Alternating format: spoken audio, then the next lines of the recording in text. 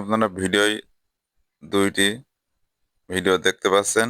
একটি ভিডিও দেখেন গরুটির ভালবার মুখ প্রচন্ড রকম ফোলা, আর একটা ভিডিও দেখেন নিচের ভিডিওটায় স্বাভাবিক আছে। আমি যেদিন প্রথম গরুটিকে দেখি ভালবার মুখ এরকম ফোলা অবস্থায় দেখি, এটি একটি অ্যালার্জি জনিত সমস্যা। এই সমস্যা অ্যালার্জি চিকিৎসা দিলে গরু খুব তাড়াতাড়ি ভালো হয়ে যায়। এজন্য আপনাদের অবশ্যই উচিত হবে যত তাড়াতাড়ি সম্ভব রোগটি দেখা দেওয়ার সাথে সাথে ডাক্তারের শরণাপন্ন হওয়া। না হলে বেশি দেরি হলে গরু কিন্তু শ্বাসকষ্ট হতে পারে, এতে অনেক গরু মারাও যেতে পারে।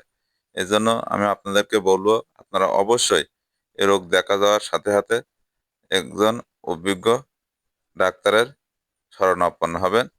ইনশাল্লাহ আপনার গরু সুস্থ থাকবে। সকলকে আমার সালাম। আসসালামু আলাইকুম।